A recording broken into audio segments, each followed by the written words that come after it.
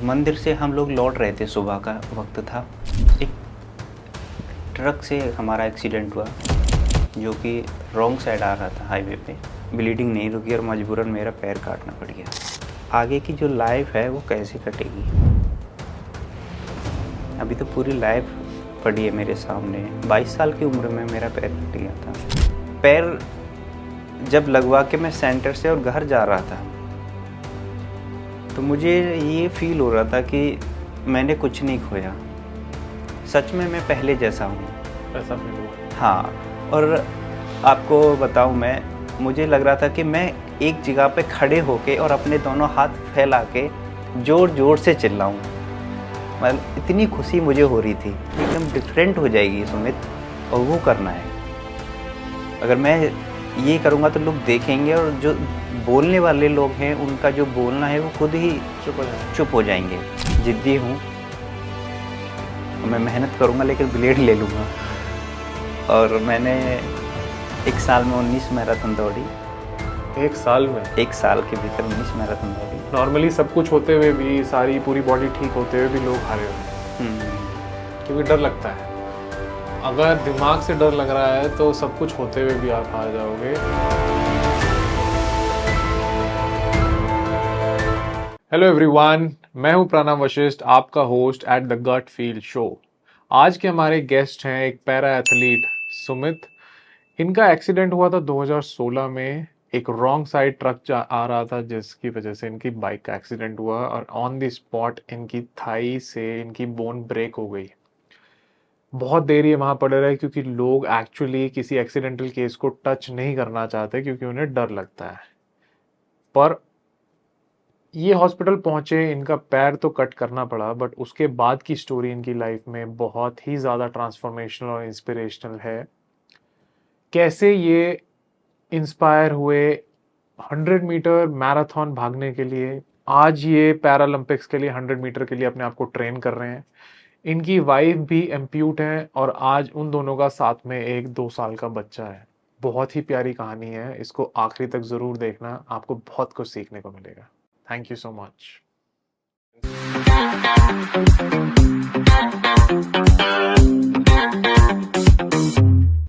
नमस्कार Sumit ji, welcome to the gut feel show. कैसे हो आप? मैं ठीक हूँ, आप कैसे हैं? बस सब बढ़िया। मुझे आपकी कहानी बहुत ही इंस्पायरिंग लगी और मैं वेट कर रहा हूँ उसके बारे में और सुनने के लिए। जी बिल्कुल। तो बिल्कुल शुरुआत से इसको लेके चलते हैं।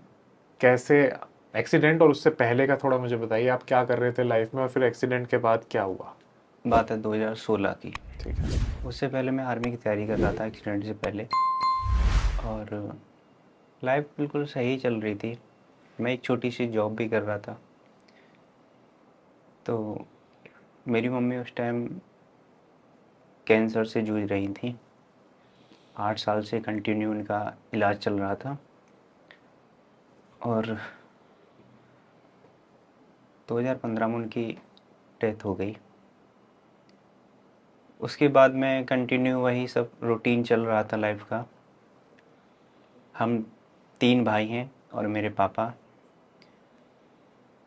उसके बाद में 8 महीने बाद अगस्त 2016 में मैं शनिदेव मंदिर गया था अपने दोस्त के साथ में, और मंदिर से हम लोग लौट रहे थे, सुबह का वक्त था।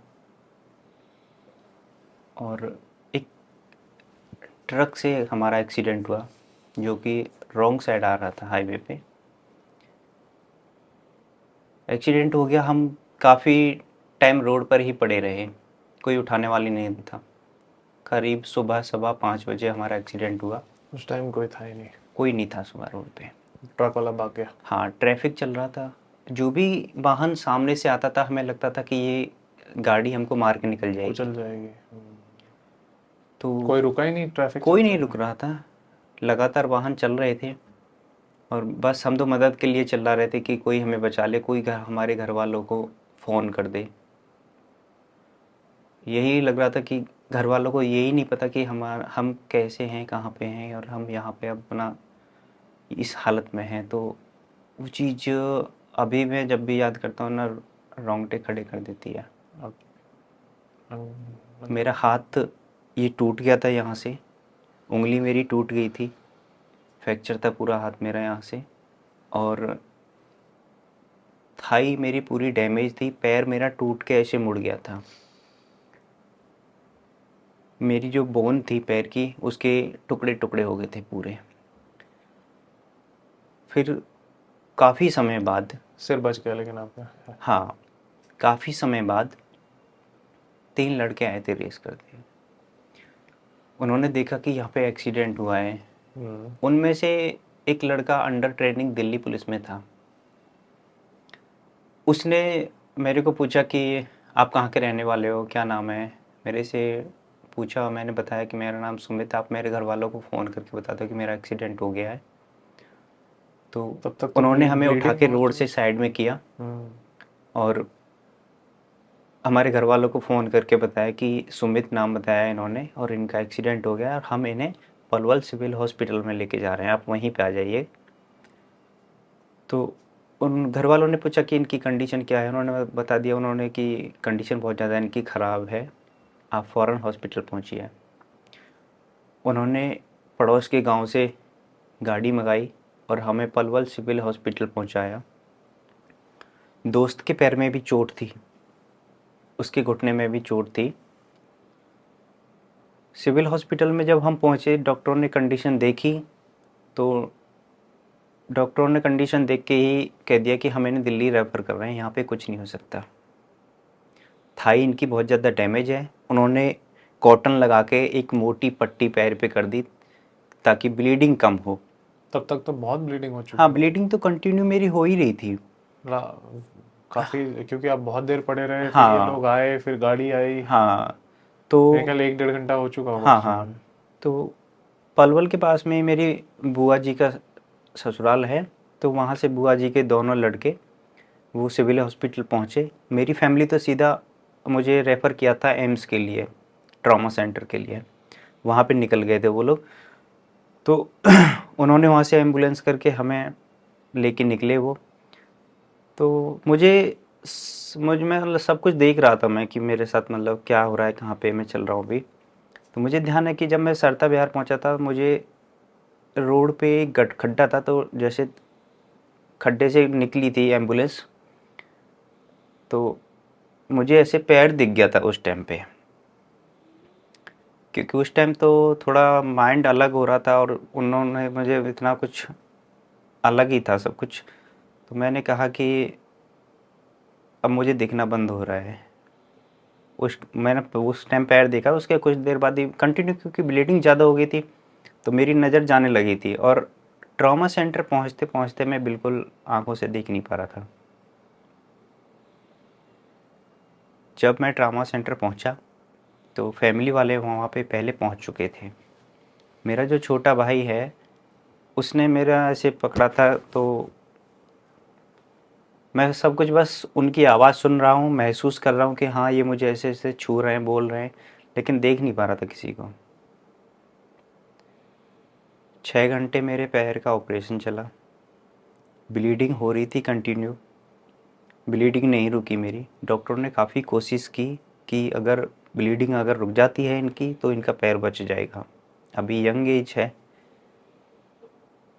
लेकिन ब्लीडिंग नहीं रुकी और मजबूरन मेरा पैर काटना पड़ गया। उसके अगले दिन 7 घंटे मेरे हाथ का ऑपरेशन चला। मेरे इस हाथ में यहाँ से फ्रैक्चर था, इसको 2 तारों के सहारे उंगली को जोड़ा गया। कलाई में मेरे अभी भी तार बंधा हुआ है, कलाई भी मेरी फ्रैक्चर थी और हाथ में मेरे यहाँ पे प्लेट पड़ी हुई है, यहाँ से मेरा टूटा था हाथ। जब मुझे वार्ड में शिफ्ट किया गया और रात को जब मुझे हल्की सी मेरी आँख खुली थी, मुझे होश आया थोड़ा, तो मेरे पास भाई था। मैंने उसको बोला कि मेरी ना लाइफ ख़राब हो गई। तो उसने कहा कुछ नहीं हुआ है, सब कुछ तो है। मैंने कहा नहीं, मेरा पैर कट गया। वाकई मुझे ये नहीं पता था कि मेरा पैर कट गया है। बस मेरी आँख खुली और मुझे लगा कि मतलब तेरा पैर है नहीं। मैं देख नहीं पा रहा था क्योंकि ये पूरा हिस्सा मेरा चोटिल था। चोटिल था, आप उठ नहीं पा रहे। हाँ, मैं करवट तक नहीं ले पा रहा था। वो उसने कहा नहीं कुछ नहीं, पैर है तेरा, चोट ज़्यादा है तो पता नहीं लग रहा है। मैंने उसको बोला कि मेरे पैर की अंगूठा को छू के दिखाओ, मेरी उंगली छू के दिखाओ। वो रोने लगा। था ही नहीं, अंगूठा था ही नहीं तो कहाँ से छुएगा। तो उसने मुझे काफ़ी समझाया। मैं 7 दिन ट्रामा सेंटर एम्स में रहा था। जो भी आते थे मिलने सब समझाते थे, पर फिर भी यही था कि आगे की जो लाइफ है वो कैसे कटेगी। अभी तो पूरी लाइफ पड़ी है मेरे सामने। 22 साल की उम्र में मेरा पैर कट गया था। जिस वार्ड में मैं था बराबर में ही विंडो थी। विंडो से मुझे रोड दिखता था। मन करता था कि यहाँ से कूद के जान दे दूँ, बुरा लगता है ना उस टाइम पे। क्योंकि मैं यहाँ से निकल के अभी तो यहाँ पे सब ऐसे ही हैं मेरी तरह, लेकिन यहाँ से जब निकल के जो जाऊँगा और जो लोग देखेंगे और बोलेंगे तो क्या वो होगा? चीज़ कैसे सहन होगी।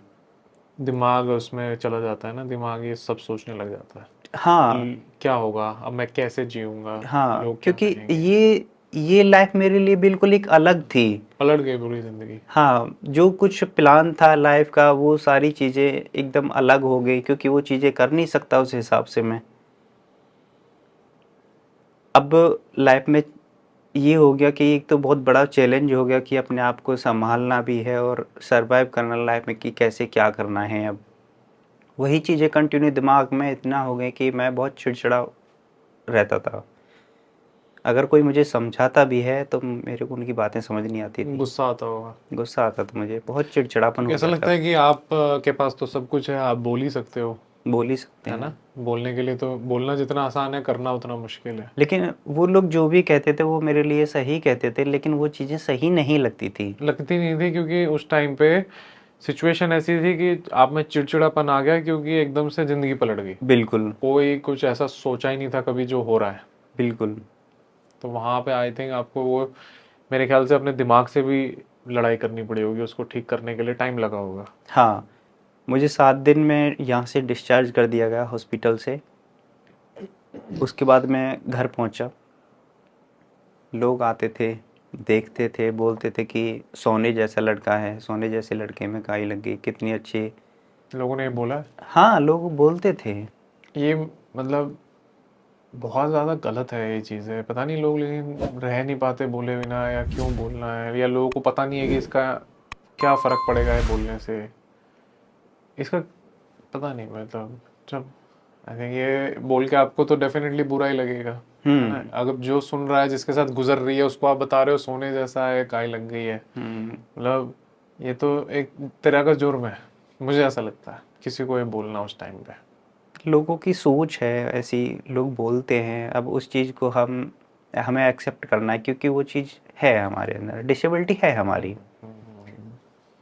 फिर भी मेरे जो दोस्त थे उन्होंने मेरा बहुत साथ दिया। हम रोड पे जाते थे दौड़ने, तो वो व्हील चेयर पे बिठा के मुझे वहाँ पे ले जाते थे। वही सारी बातें होती थी जो पहले हंसी मजाक करते थे, शाम को बैठते थे, दौड़ते थे, वही चीज़ें होती थी। तो उन्होंने इस चीज़ को नज़रअंदाज करके पहले जैसे ही माहौल बनाया, हाँ, क्योंकि इसको इस चीज़ से निकालना है, निकालना है। हाँ। और वो ये करते थे मेरे साथ में। तो उन्होंने मेरे को बताया था कि अरुणिमा सिन्हा के बारे में। मैंने गूगल पे खोजा, मैंने कहा ठीक है। मैंने कहा यार ये इतना कर सकती है, तो मैंने कहा हमें भी कुछ करना है। वो तो जो आर्मी जाने का जज्बा था वो वापस आ रहा था। हाँ, अब 8 महीने बाद पैर लगा मेरा। पैर जब लगवा के मैं सेंटर से और घर जा रहा था, तो मुझे ये फील हो रहा था कि मैंने कुछ नहीं खोया, सच में मैं पहले जैसा हूँ। वैसा फील हुआ। हाँ, और आपको बताऊँ मैं, मुझे लग रहा था कि मैं एक जगह पे खड़े होके और अपने दोनों हाथ फैला के ज़ोर ज़ोर से चिल्लाऊँ। मतलब इतनी खुशी मुझे हो रही थी पैर लगने के बाद में, क्योंकि मैं समझ अपने सकता था। दोनों पैरों पे 8 महीने बाद खड़ा हुआ और चला। तो मैं गया, फिर शाम को दोस्तों के साथ जाता था थोड़ा घूमने, प्रैक्टिस करनी पड़ती थी पैर की, चलना भी सीखना है अच्छे से। उसके बाद में मैं अरुणिमा सिन्हा से मिलने के लिए गया लखनऊ। मेरा एक दोस्त है यूपी पुलिस में, हरिंदर, तो वो लखनऊ में ही पोस्टेड था। मैं उसके पास रुका थाने में। अगले दिन उनका एनजीओ है लखनऊ में, अरुणिमा जी का, तो उनके एनजीओ पे गया और उनसे मुलाकात हो गई मेरी। उन्होंने बैठ के अपनी सारी बातें बताई कि कैसे उनके साथ में ये सब हुआ, और उसके बाद में उन्होंने माउंट एवरेस्ट सबमिट करने तक की सारी चीज़ें मुझे बताई कि कैसे कैसे उन्होंने किया। मैंने कहा ये तो लड़की है, लड़की होने के बाद भी और एक पैर खोने के बाद भी इन्होंने इतना किया, तो मैं भी तो कर सकता हूँ। वहाँ से हौसला आया। हाँ। उन्होंने पूछा कि आपके जो इंटरेस्ट है वो किस में है। मैंने कहा मुझे दो चीज़ों का शौक़ है, एक तो मैं उस टाइम आर्मी की तैयारी कर रहा था और एक मुझे जिम का शौक़ है। तो मैंने सोचा कि जो दौड़ना है, एक पैर नहीं है लेकिन दौड़ना है, वो चीज़ एकदम डिफरेंट हो जाएगी सुमित, और वो करना है। अगर मैं ये करूँगा तो लोग देखेंगे, और जो बोलने वाले लोग हैं उनका जो बोलना है वो खुद ही चुप हो जाएंगे। तो मैं गुड़गांव आ गया, वहाँ पे एक छोटी सी जॉब पकड़ी मैंने। अच्छा। हाँ, जॉब के साथ में मैंने सोशल मीडिया पे देखता रहता था कि ये एम्पुटी लोग हैं, ये कहाँ पे, मतलब मुझे उतना पता नहीं था उस टाइम कि ये लोग मैराथन्स में, अवेयरनेस भी नहीं थी ना इन चीज़ों हाँ, पे। कि किस तरह से मतलब कैसे करते हैं ये सब। तो मैंने फर्स्ट टाइम एक मैराथन इवेंट में पार्टिसिपेट किया। लोग दौड़ रहे थे, नॉर्मल लोग दौड़ रहे थे, और मैंने चल के मैराथन को पूरा किया। हाँ, उस टाइम मेरा नया नया पैर लगा था, उतनी प्रैक्टिस भी नहीं थी, तो मैं अपने हाथ की सपोर्ट से पुश करता था पीछे से थाई को, ताकि मेरा जॉइंट अच्छे से मूवमेंट हो सके। उस टाइम मेरे स्किन पे भी, जो स्किन है मेरे पैर की, उस पर छाले हो जाते थे क्योंकि इतनी प्रैक्टिस नहीं थी। तो मैं जब स्टेज पे गया, वहाँ पे सम्मान मिला मुझे, लोगों ने देखा, तालियां बजाई, और भी मेरे जैसे और भी लोग थे। तो वो जो पल था ना, वो यहाँ पे बैठ गया, घर कर गया। हाँ, कि अब तो यार यही करना है। उसके बाद में तो फिर पीछे मुड़ के नहीं देखा मैंने। मैं आ गया और मुझे ऑटोबॉक ने सपोर्ट किया। ऑटोबॉक, हाँ। ये क्या चीज़ करते हैं? ये मैंने जो पैर लगवाया हुआ है वो ऑटोबॉक का है। अच्छा। तो ऑटोबॉक वालों ने मुझे दौड़ने के लिए अपना ब्लेड दिया, और 2019 में मैराथन हो रही थी दिल्ली में, एयरटेल मैराथन, मैंने उसमें पार्टिसिपेट किया 2018 में, सॉरी। तो 2 साल बाद मैं ब्लेड लगा के दौड़ा। मुझे बहुत खुशी हुई कि मैं 2 साल बाद दौड़ा हूँ। फिर मुझे लगा वाकई में कि अब लाइफ में कुछ भी किया जा सकता है। अब मैंने कुछ खोया ही नहीं है, और मैंने कभी सोचा नहीं था कि मैं दोबारा से दौड़ सकता हूँ। जो रनिंग ब्लेड है वो काफ़ी कॉस्टली है, अप्रोक्स 7 से 8 लाख रुपए का। बाप रे। और काफ़ी मुश्किल भी आप बता रहे हो, मतलब। हाँ, बहुत मुश्किल है। तो मैंने 3-4 मैराथनों में पार्टिसिपेट किया। हर बार मुझे सपोर्ट मिलता था ऑटोबॉक का ब्लेड के। जब भी मुझे ब्लेड चाहिए था वो देते थे ब्लेड मुझे। वो वापस करना पड़ता था? हाँ, वापस करना पड़ता था, क्योंकि ये ब्लेड जो होता है वो मेजरमेंट के हिसाब से बनता है, जबकि वो मेरे मेजरमेंट पे नहीं था, लेकिन फिर भी मुझे आपके काम आ गया वो। हाँ। तो मैंने बोला सेंटर में मैम को कि ऐसे ऐसे बात है मैम, आप मुझे मेरे मेजरमेंट पे एक ब्लेड दे दो बना के। उन्होंने बताया कि सुमित, ये ऐसे बाहर की कंपनी इंडिया में किसी को स्पॉन्सर नहीं कर पाएगी, जितना हो सकेगा हम आपके लिए करेंगे। और उन्होंने मेरी काफ़ी हेल्प की। मैंने उनको बोला कि मैम मैं ज़िद्दी हूँ और मैं मेहनत करूँगा, लेकिन ब्लेड ले लूँगा। और मैंने 1 साल में 19 मैराथन दौड़ी। 1 साल में? 1 साल के भीतर 19 मैराथन दौड़ी। बाप रे। हाँ, और कई अवार्ड मुझे मिले, और मुझे फिर देखा कि ये बंदा हटने वाला नहीं है पीछे। उन्होंने मुझे ब्लेड दिला दिया ऑटोबॉक से। वाह। उसके बाद में तो फिर किसने दिलाया आपको ब्लेड? ये शिखा मैम है ऑटोबॉक सेंटर दिल्ली में। अच्छा। हाँ, और वहाँ की जो टीम है उन लोगों ने भी बहुत तो हेल्प की उन्हें उस आपकी चीज़ स्टोरी में। इंस्पायरिंग लगी और उन्होंने आपको ब्लेड दिला दिया? हाँ, बिल्कुल। एक चीज़ मुझे पूछनी है यहाँ पे, जो आपने बोला मैं जिद्दी हूँ, ये मुझे बहुत अच्छी लगी आपकी बात, क्योंकि ये ना बहुत काम की चीज़ है हम्म। लाइफ में। लगता तो है बचपन में, सबको लगता है बच्चा जिद्दी हो गया, ये हो गया, हम्म। बट आई थिंक अगर कोई जिद को इस्तेमाल करना जानता हो ना, कुछ भी किया जा सकता है लाइफ में। जो आपने किया है अपनी जिद में ही किया है हम्म। कि मुझे कुछ करना है। हम्म। ये आई थिंक आपको बहुत काम आई होगी ये चीज़, बिल्कुल। जिद आपकी, बिल्कुल। वरना तो हार मान जाते हैं लोग। हम्म। नॉर्मली सब कुछ होते हुए भी, सारी पूरी बॉडी ठीक होते हुए भी लोग हारे हुए हैं, हम्म। क्योंकि डर लगता है। अगर दिमाग से डर लग रहा है तो सब कुछ होते हुए भी आप हार जाओगे, और अगर दिमाग से डर नहीं लग रहा और जिद है तो आप कुछ भी कर सकते हो। हम्म। आई थिंक वो कहानी है आपकी। मैं आपको बताऊं, अगर मैं दौड़ूंगा नहीं, सबसे पहली बात, अगर मैं दौड़ूंगा नहीं या एक्सरसाइज नहीं करूंगा, सबसे पहले तो मेरी बॉडी खराब होगी। हम्म। अगर इस कंडीशन में मैंने अपनी बॉडी को बिगाड़ लिया तो मुझे लगता है कि फिर मैं उसको संभाल नहीं पाऊंगा। बहुत मुश्किल हो जाएगा। इस सिचुएशन में अपने आप को फिट रखना एक सबसे पहले बहुत ज़रूरी है। हम्म। हमारा वेट भी घटता है या बढ़ता है तो भी दिक्कत आती है, क्योंकि सॉकेट टाइट हो जाता है पैर का, फिर पैर नहीं लगता। इसलिए अपने आप को फिट रखना बहुत ज़रूरी है। वेट मेंटेन करना पड़ेगा। हाँ, तो हम चाहे किसी भी फील्ड में हैं, चाहे रनिंग में हैं या जॉब में हैं या फिर एक्स वाई जेड, मतलब किसी भी फील्ड में है, तो इंसान को जिद्दी होना पड़ता है उस चीज़ में, तभी आगे बढ़ पाते हैं हम। अगर हमारे अंदर जिद नहीं रहेगी तो हम नहीं कर पाएंगे। नहीं कर पाएंगे। अब मुझे एक चीज़ और बताइए कि आपको ये जिद, पहले तो मुझे समझना है ये कैसे आई, क्या ये बचपन से थी, कैसे आपका ये रुतबा बना, क्योंकि ये ना सीखने वाली चीज़ है। मैं इस शो के माध्यम से यही चाहता हूँ कि लोग ये जज्बा सीखें। लाइफ की सिचुएशन सबकी अलग होती है। आपका रोड एक्सीडेंट हुआ, किसी के साथ कुछ और हो सकता है, लेकिन ये जज्बा सब जगह काम आता है। बिल्कुल। आपने ये कैसे सीखा, किससे आपको प्रेरणा मिली लाइफ में बड़े होते होते, उसके बारे में थोड़ा सा मुझे बताइए। मैं आपको बता दूं कि हमारे घर पर सन 2000 में सामान आया था एक्सरसाइज करने का, तो भाई करते थे, जो ताऊ के अच्छा। बेटे हैं वो लोग करते थे। तो छोटे था मैं जब, उनको देखता था तो करता था देख के, तो फिट रहने का और जिम करने का तो तब से मुझे शौक लगा था, बचपन से ही। हाँ। और रनिंग का ऐसा था कि रेस मेरी बचपन से ही अच्छी थी, क्योंकि हल्का शरीर था मेरा। हाँ। रेस मेरी अच्छी थी, मुझे जाने का भी आर्मी में ही था कि आर्मी में ही जाना है, बट ये नहीं पता था कि लाइफ बदल जाएगी आगे चल के।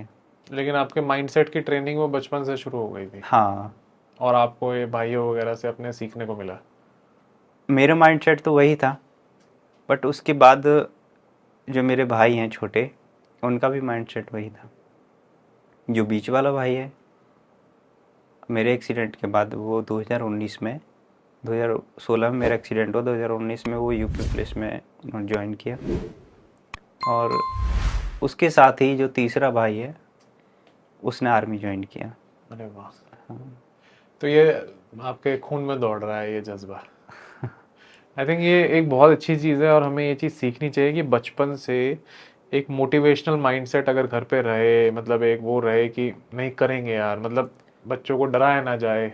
मैं जिस क्षेत्र से निकल के आया हूँ वो क्षेत्र ही ज़्यादातर पुलिस और फौजियों का है। वहाँ पे बच्चे ज़्यादातर इसी फील्ड में जाने में रुचि रखते हैं, हाई स्कूल से पहले ही वो तैयारी शुरू कर देते हैं, तो वही चीज़ें हमने देखी थी इसके लिए।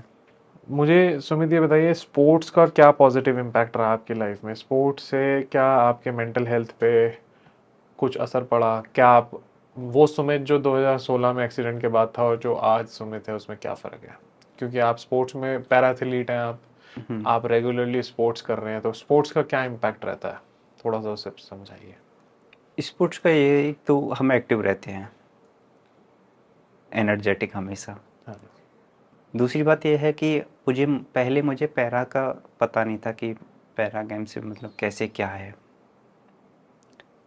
मैराथन करते करते मुझे पता लगा, और भी जैसे जो पैरा के खिलाड़ी हैं तो कि इसमें फ्यूचर है पैरा में।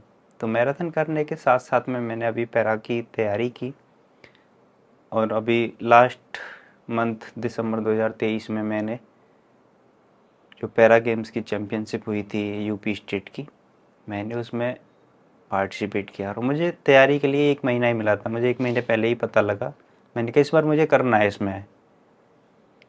तो मैं पार्टिसिपेट किया मैंने 100 मीटर रनिंग में, तो मेरा तीसरी प्लेस आई थी। अरे वाह। और नेशनल के लिए जो वहाँ पे क्वालिफाई करना था, हालांकि उससे मेरा टाइम ज़्यादा आया था, तो नेशनल के लिए क्वालिफाई तो मैं नहीं कर पाया, लेकिन मुझे एक आइडिया हो गया कि आगे क्या करना है? हाँ आगे मतलब इसमें मुझे क्या बेहतर और करना है, किन किन चीज़ों पे मुझे काम करना है। तो मैं ऑटोबॉक की तरफ से नेशनल गेम्स में भी गया था अभी देखने के लिए। वहाँ पे पर्पल फेस्ट था वहाँ पे। तो वहाँ पे क्या था कि बहुत सी कंपनियां हैं जो इस फील्ड में हैं, सभी पर्पल फेस्ट में सब ने भाग लिया। अपने बारे में सभी वहाँ पे दिखाते हैं कि हमारा ये आर्टिफिशियल है, ये हमारा हाथ है, मतलब सब अपना दिखाते हैं। तो मैं ऑटोबॉक की ओर से ब्लेड के लिए गया था वहाँ पे, अपना एक्सपीरियंस शेयर करने के लिए। लोग आते हैं पूछते हैं, तो मैंने अपना एक्सपीरियंस शेयर किया। और नेशनल गेम्स की मैंने वहाँ पे जानकारी ली, क्योंकि वहाँ पे देखा था मैंने होते हुए। तो मुझे एक आइडिया होगा कि किन किन चीज़ों पे अभी मैं कमज़ोर हूँ और इन चीज़ों पे भी मुझे काम करना है। तो उसके लिए अभी मैं 100 मीटर की डेली तैयारी कर रहा हूँ। आने वाले जो स्टेट लेवल की चैम्पियनशिप होगी उसमें मैं पार्टिसिपेट करूँगा, और तैयारी मेरी चल ही रही है इसकी। बहुत ही बढ़िया। और स्कोप इसमें पैरा में बहुत हैं। अभी तो नेशनल में भी जॉब है, नेशनल में मेडल लाने पे भी जॉब है, और आगे तो ओलंपिक में तो ऑप्शन ही ऑप्शन है। हाँ, आई थिंक आपका, और इसमें कुछ एज क्राइटेरिया होता है या कुछ क्राइटेरिया हैं ओलंपिक में जाने के? कोई टाइम लिमिट या कुछ ऐसा होता है? एज का भी होता है। होता है। हम्म। और लेकिन डिसेबिलिटी की कैटेगरी अलग अलग होती अलग है। अलग होती है। अब इसके बारे में अवेयरनेस बेटर है इंडिया में पहले से? अब हाँ कहीं कोई ऐसी हाँ, इंस्टीट्यूट्स हैं अब जहाँ तो पे बहुत एथलीट्स हो गए हैं पैरा में। एथलीट्स हो गए हैं? पहले उतने नहीं थे तो लोगों को उतना पता भी नहीं था। नहीं था। ऑप्शन भी बहुत हैं। अब इंडिया में ब्लेड भी हैं कई लोगों के पास में, तो अब ब्लेड रनर भी निकल निकल के आ रहे हैं। आई थिंक चीज़ें इम्प्रूव हो रही हैं और बेटर की बिल्कुल तरफ होने जा रही हैं आगे। बिल्कुल। सुमित जी, अब इतने सारे आपने मैराथन्स भागे हैं, आप इतने इवेंट्स में जा रहे हैं, जी कुछ आपने एडवर्टीजमेंट्स भी करे हैं अभी रिसेंटली, हाँ मैंने किए हैं। उनके बारे में थोड़ा बताइए। सबसे पहला एड मुझे मिला था एयरटेल का। ठीक है। एयरटेल कंपनी जो मैराथन कराती है, हम्म। तो उनका अपना ऐड था मैराथन का। तो वो मुझे 2019 में मिला था। तो उन्होंने आपको सपोर्ट किया इस चीज़ के लिए? हाँ, वो मैंने ऐड किया था, उसका शूट हुआ था जवाहरलाल नेहरू स्टेडियम में। उसके बाद में मुझे एक ब्रांड है ईज के नाम से, एक स्पोर्ट्स ब्रांड, उन्होंने बताया था कि ये अभी हम इसके बेस पे काम कर रहे हैं, ब्रांड अभी लॉन्च होगा। तो उसके कुछ स्पोर्ट्स ड्रेस थी, तो उसका भी ऐड मुझे मिला। और लास्ट दिसंबर मैंने जिंदल स्टील का ऐड मुझे मिला था। अच्छा। उसका शूट मैंने किया था, अभी वो आ भी गया ऐड। वो कहा टीवी कमर्शियल है? हाँ। तो मुझे सुमित जी आपके इस चीज़ों से पूछना है कि आप इतना आगे तक आ चुके हो इस चीज़ में, इतना आप में कॉन्फिडेंस है, उम्मीद है, हौसला है। जी। हमारे यूथ में ये चीज़ें धीरे धीरे मिसिंग होती जा रही हैं। वो लोग कहीं ना कहीं सब कुछ होते हुए भी या तो स्पून फीडिंग बहुत ज़्यादा हुई है, या हौसला खो चुका है, या डिस्ट्रैक्टेड बहुत ज़्यादा है। आपको क्या लगता है और उनके लिए क्या एडवाइस है आपके पास? ये चीज़ें मैं आपको बताऊं कि जब से हमारी लाइफ में मोबाइल आया है ना, पूरी लाइफ चेंज कर दी है। हम 4 लोग बैठे हैं, तो चारों हम अपना मोबाइल लेके लग जाते हैं, अपना बिल्कुल सही मोबाइल में बात। बिजी, चारों मोबाइल में बिजी हो गए, किसी तरह का कोई कम्युनिकेशन नहीं है आपस में। तो पहले क्या था कि जब तक मोबाइल नहीं थे, 4 लोग अगर बैठे तो चारों का माइंड अलग, चारों की सोच जो है वो अलग होती थी। फील्ड भी हम लोगों के अलग होते थे, या एक भी फील्ड में है तो हम उसे उन्हीं चीज़ों को लेकर डिस्कस करते थे। ब्रेनस्टॉर्मिंग टाइप होती थी, अलग अलग चीज़ें सीखने को मिलती थी। बिल्कुल मिलती थी। अगर कोई हमसे बेहतर जानता है तो वो अपना जो सुझाव है वो हम लोगों से शेयर कर रहा है, तो हमें वहाँ पे कुछ ना कुछ सीखने को मिल रहा है। अगर हम किसी चीज़ में अच्छा जानते हैं तो हम भी अपना शेयर कर रहे हैं, तो वहाँ से हमें बहुत कुछ सीखने को मिलता था। आज के टाइम में वो चीज़ें उतनी नहीं हैं, और जो यूथ है वो आज के यूथ की मेंटालिटी मैंने देखी है वो थोड़ी अलग है, बिल्कुल। क्योंकि पहले जिस सर्कल में मैं रहा हूँ, मैं अपना एक्सपीरियंस बता रहा हूँ, तो मैंने अपने दोस्तों से बहुत कुछ सीखा है। हम लोग इन्हीं चीज़ों से सीखते हैं ज़्यादातर। माहौल जो हमारा होता है, माहौल को देख के ही हम लोग हाँ, सीखते हैं। हमें अब आजकल क्या लगता है कि मोबाइल में चीज़ें तो ज़्यादा अवेलेबल हैं, एक्सपोजर ज़्यादा है, लेकिन सीखने की अपॉर्चुनिटी कम है, क्योंकि हम क्या है उसमें बिजी रहते हैं देखने में। करने में कम विश्वास है, देखने में ज़्यादा विश्वास है। पहले क्या होता था कि किसी से कोई बात सुनी, उसने बोला कल मेरे साथ चलना और मैं तुझे बताता हूँ कैसे करते हैं ये चीज़, तो आप सोचते थे अगले दिन उसके साथ जाना है, मुझे वो करना है, ट्राई करना है, तो आप थोड़ा बहुत करते भी थे। अभी इतना कुछ पता है, पहले 2 चीज़ें पता होती थी, अब वो 2 ट्राई कर लेते थे। अब 50 चीजें पता है, 50 की 50 आप ट्राई नहीं कर रहे हो, नहीं कर सकते। आई थिंक वहां पे बहुत बड़ा एक ड्रॉबैक आ रहा है कि हम एक्शन ओरिएंटेड कम है, सिर्फ नॉलेज इधर उधर से लिए जा रहे हैं इंटरनेट से, लेकिन उस नॉलेज का इस्तेमाल कहीं नहीं कर रहे हैं। ऐसा है कि इंटरनेट पे सब कुछ है, डिपेंड करता है हमारी फिंगर्स पे, हाँ, हम क्या टाइप कर रहे हैं। आपने जैसे उस टाइम टाइप किया कि मुझे वो एवरेस्ट क्लाइंबर से मिलना है, हाँ, आप कुछ और भी अपना वीडियो गेम में भी दिमाग लगा सकते थे, बिल्कुल, है ना, कि हाथ तो ठीक है, वीडियो गेम खेल लेता हूँ। हम्म, वीडियो गेम खेलने में दिमाग लगा लिया होता, जो आजकल नॉर्मल जिनकी बॉडी पूरी तरह ठीक है वो फिजिकल वर्कआउट छोड़ के सिर्फ वीडियो गेम खेल रहे हैं, लेकिन आपने उस टाइम तो यही है चीज, इंटरनेट के अपने फायदे हैं, नुकसान भी है। बिल्कुल आपने उसका फायदा उठाया, आपको शायद इस चीज में उनको ढूंढ ना पाते अगर इंटरनेट ना होता, नहीं ढूंढ पाता मैं, है ना। तो आपने इंटरनेट का अच्छा यूज किया और उसको इस्तेमाल करके आप यहाँ तक पहुंचे हो, क्योंकि वहां आपको एक बीज मिल गया था इंस्पिरेशन का। मैंने मैराथन करना भी तो कहाँ से देखा ये सब चीजें, मैं इंटरनेट में निकल के तो इसी चीज से आया हूँ ना। करेक्ट, तो उसका सही इस्तेमाल होना जरूरी है, वो गलत नहीं है। हाँ, इंटरनेट के बहुत फायदे हैं, बहुत फायदे हैं। ये है जैसे हम आज जो डिस्कशन कर रहे हैं, इस पूरे पॉडकास्ट का मीडियम ये है कि आप अपना टाइम वेस्ट ना करें। अगर आप इंटरनेट पे भी हैं तो किसी से अगर आपको कुछ सीखने को मिलता है तो अपने 10-15 मिनट लगाइए और कुछ सीखिए। आज का जो दौर है, जो यंग एज है, रील्स पे बहुत फोकस है लोगों का। और वो भी रील्स भी इस टाइप की कि किसकी लाइफ में क्या चल रहा है, किसने कौन सी गाड़ी ले ली, कौन सा मोबाइल ले लिया, सारा फोकस वहां पे है, मटेरियलिस्टिक फोकस है। कौन कहाँ घूमने चला गया है, वहाँ व्यू कैसा आ रहा है। मैं रील्स का आपको एक किस्सा बताना चाहूँगा। उस टाइम टिकटॉक चलता था। हाँ, टिकटॉक देखने में मेरी कोई दिलचस्पी नहीं थी, मुझे मतलब बहुत अजीब लगता था कि ये लोग क्या कर रहे हैं। मतलब चाहे वो लड़के हैं, लड़कियां हैं, कोई भी हैं, मतलब बहुत अजीब लगता था। लोग कुछ भी करने लग जाते थे रील्स में, जरा सा कुछ करा डाल दिया, कुछ करा डाल दिया। और यहाँ तक कि कई लोगों की तो जान तक चली गई रील्स के लिए। उन्होंने इस हद तक अपने आप को ऐसा शूट करने चले गए, गिर गए। हाँ, एक लड़के ने मुझे बोला कि भैया आप ना दौड़ते हो, आप अपने दौड़ने की वीडियो डालो, आपकी बहुत वायरल होंगी।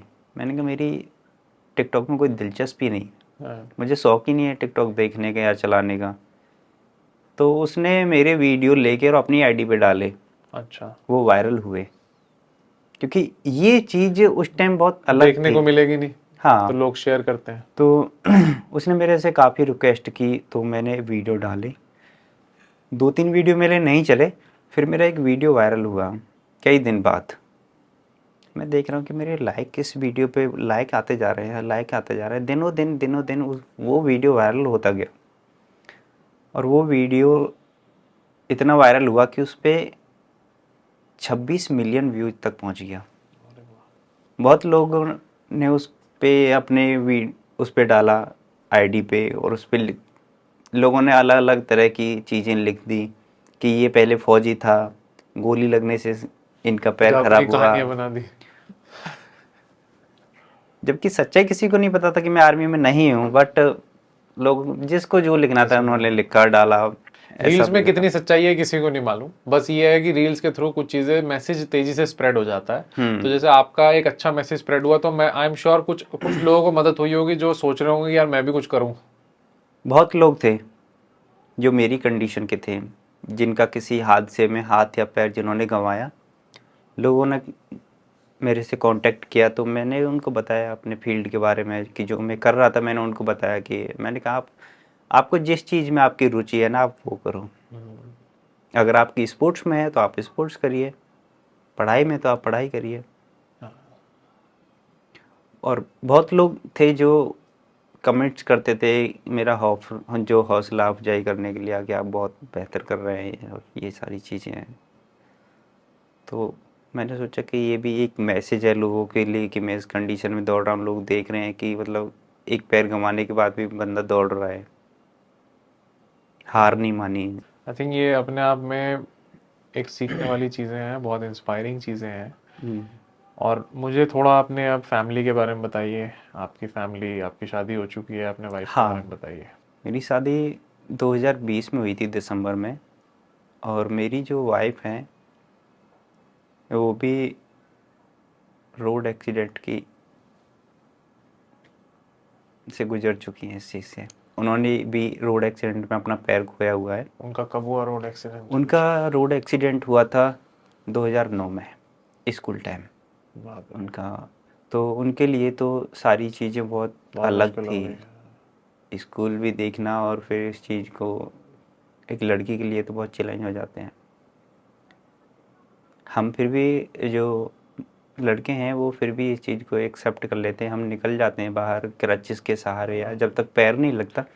लेकिन लड़की के लिए चीज़ें बहुत बहुत ज़्यादा, डिफरेंट हो बहुत जाती हैं। ज़्यादा डिफिकल्ट है, वो दब के रह जाएंगी। हाँ, तो 6 साल बाद उन्होंने पैर लगवाया था। लगभग जब वो आपके जो छः एक्सीडेंट के साल का आसपास।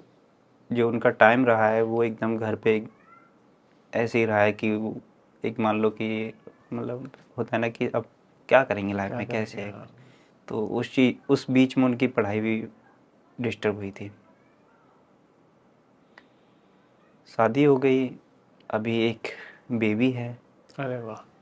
2 साल का हो गया। तो आपकी वाइफ और आपको एक दूसरे से बहुत सपोर्ट मिलता होगा। हाँ, मेरी सोच यही थी कि मैं अपनी ही कंडीशन की लड़की से शादी करूं। मैंने फैमिली वालों को बोला भी था, तब शादी की बात होनी शुरू हुई थी कि नॉर्मल लड़की से मुझे शादी नहीं करनी है, मैं अपनी कंडीशन की लड़की से शादी करूंगा ताकि हम दोनों एक दूसरे को समझ पाए। समझ सकें। बहुत अच्छी सोच है आपकी। और वो भी ऑटोबॉक यूज़र है, दिल्ली सेंटर से फिटेड है, अच्छा। मेरे से पहले यूज़र है। अच्छा। हाँ, और वाकई में मैं एक बताना चाहूँगा कि आर्टिफिशियल के साथ में कभी ना कभी दिक्कत होती है, बॉडी वेट घटता है बढ़ता है, तो वो इन सब चीज़ों में मेरे से ज़्यादा स्ट्रांग है, मेरे से ज़्यादा सहन शक्ति उनमें है। मतलब मुझे आपकी कहानी प्लस जिस हिसाब की आपकी सोच है, आपकी आप फैमिली भी है, आप एक बच्चा रेज कर रहे हैं, आई एम श्योर उस बच्चे का माइंडसेट बहुत ही इंस्पायरिंग और हाँ। मोटिवेशनल ऑलरेडी हो रहा होगा। हम्म। क्योंकि ये चीज़ें फैमिली से मिलती हैं। तो आप दोनों का जो कॉम्बिनेशन है एज अ पेरेंट्स, हम्म। वो उसके लिए बहुत हेल्पफुल होने वाला है। हम्म। क्योंकि उसको इन चीज़ों से नहीं डर लगेगा, क्योंकि हम्म। आप लोग जो बातें कर रहे हो, आप लोग जो लाइफ में कर रहे हो, उससे उसका डर पहले ही खुल जाएगा। मैं घर पे जब रहता हूँ तो मैं क्रचेस यूज करता हूँ। ठीक है। जितने टाइम मैं क्रचेस यूज करूँगा, चाहे मैं घर से बाहर जा रहा हूँ या मैं घर में हूँ, मेरा जो बेटा है वो बाहर जाने के लिए नहीं बोलेगा। अच्छा। हाँ, और जब मैं पैर लगा लूँगा, भले ही मुझे घर में कुछ काम करना है पैर लगा करके, बाहर वो चलो। समझ जाएगा कि पापा बाहर जा रहे हैं और मुझे घुमाएंगे। अरे, वो जिद करता है, पर उसे इतनी वो ये चीज़ समझदारी जानता है। है कि ये अब पैर लगाने दो, ये हाँ, चलेंगे बाहर जाएंगे। इतनी समझ उसको अभी वो है। 2 साल में उसको इतनी समझ है। अरे वाह, कमाल है। और मैंने बच्चों में नोटिस किया है, 2 साल का बच्चा हो, अभी मेरा 2 साल का बेटा है, और भी जो मैंने देखे हैं बच्चे, कि भगवान ने कहीं ना कहीं उसके अंदर इन चीज़ों को डेवलप किया है कि कंडीशन समझता है। मैंने देखा है उसको। तो मुझे लगता है कि जो भी है सब कुछ सही है लाइफ में, भगवान ने सब जो भी किया है सब कुछ सोच समझ के किया है। बिल्कुल। तो मेरा जो बेटा है, मैं ये कहता हूँ कि हम दोनों का जो हमने खोया है अपना पैर, भगवान ने वो हमें लौटा दिया उसके रूप में। वो एक कहानी है आपकी जो आगे आपको, आपके लिए भी इंस्पिरेशन है और उसके हम्म। लिए आप दोनों इंस्पिरेशन हो। हम्म। बहुत ही कमाल की चीज़ है आपसे सुनने को और समझने को मिल रही है सुमित जी। एक चीज़ मुझे आपसे पूछनी है जो बहुत लोगों को डाउट है। हम्म। डाउट क्या है? क्लैरिटी नहीं है। बेसिकली डाउट भी नहीं, मैं बोलूँगा अवेयरनेस ही नहीं है इस बारे में। जब रोड पे कोई एक्सीडेंट होता है, हाँ। जैसे आपका हुआ था, बहुत देर आपको किसी ने नहीं उठाया जबकि चलता हुआ ट्रैफिक था। हाँ। आज भी ऑल्दो ये रूल पास हो चुका है कि कोई इशू नहीं है, आई थिंक वो मुझे आपसे पूछना है कि क्या ऐसा अभी है प्रॉब्लम कि आप किसी को हेल्प करते हो रोड एक्सीडेंट में तो आपके ऊपर ब्लेम आ जाएगा? सर उसमें ऐसा है कि कुछ लोग ये सोचते हैं कि उनके सामने अगर कोई रोड एक्सीडेंट होता है, हम अगर इनकी हेल्प करेंगे ऐसा तो नहीं कि हम खुद फंस खुद जाएंगे। फंस जाएंगे। लोगों की ये सोच है, लेकिन ऐसा नहीं है। मैं ये भी नहीं कहूँगा कि कुछ लोगों, सब तरह के लोग हैं। कुछ लोग ऐसे भी होते हैं कि फंसा भी देते हैं कि नहीं हमारा तो इन्हीं के साथ हुआ है। नहीं। मैंने देखा है, एक दो केस में ऐसा मैंने देखा है अपनी आंखों के सामने। हम्म, तो जबकि आज के समय में ऐसा नहीं है। अगर मैं ये एक मैसेज देना चाहूँगा सभी को कि अगर किसी के सामने कोई ऐसी दुर्घटना होती है तो उनको हॉस्पिटल तुरंत पहुंचा देना चाहिए। अगर आप नहीं भी पहुंचा सकते हैं तो आप पुलिस को कॉल कर सकते हैं कि यहाँ पे एक ऐसे ऐसे रोड एक्सीडेंट हुआ है। तो उससे ऐसा कि किसी की जान बच जाएगी या मेरी तरह कोई अपना हाथ या पैर खोने से बच सकता है। क्योंकि आपको इतना समय हो गया था इस वजह से आपको अपना पैर खोना पड़ा। हाँ, तो आई थिंक ये क्योंकि एक अभी भी आई थिंक ये मैसेज मैं ट्राई कर रहा हूँ कि ये मैसेज कन्वे हो हमारा इस पॉडकास्ट के थ्रू कि आप लोगों को मदद करने में कतराने की ज़रूरत नहीं है। नहीं नहीं नहीं, है ना, मदद करिए आप। बिल्कुल। लॉ और पुलिस भी आपके साथ होगी। हम्म, क्योंकि पहले ये डर था कि यार मैं लेके जाऊंगा तो मेरे ऊपर ही ब्लेम आ जाएगा। बिल्कुल हिट एंड बिल्कुल रन केसेस बहुत ज्यादा हो रहे थे। बिल्कुल। हिट एंड रन इसलिए हो रहे थे जो तो चलो जिसने मारा है वो तो डर गया, हम्म, लेकिन जो बचा सकता है वो भी डरा हुआ है हाँ, कि यार मैं ना फंस जाऊं, क्योंकि जो जिसने मारा था वो तो जा चुका, हम्म, तो ये सोचेंगे मैंने मारा है। तो बिल्कुल वो कंफ्यूजन आई थिंक क्लियर होना बहुत जरूरी है। इस पे और अवेयरनेस आनी चाहिए जिससे जो लोग हैं जो टाइम से बच सकते हैं वो बचाए जा सके। बिल्कुल बिल्कुल। है ना। और मुझे आपसे बात करके सुमित बहुत ज़्यादा मजा आया। आपकी स्टोरी बहुत इंस्पायरिंग है। मैं नेक्स्ट टाइम आपकी वाइफ से भी मिलना चाहता हूँ, आपके बेटे से भी मिलना चाहता हूँ। Thank you so much for coming thank to you the gut sir, feel आपका शो। भी। Thank you for watching till the end, and please don't forget to comment below and let us know what would you like to hear about next. We will invite that guest on the podcast and have the discussions about the mindset and emotional intelligence. Please do like, subscribe and share, and thank you again for watching till the end.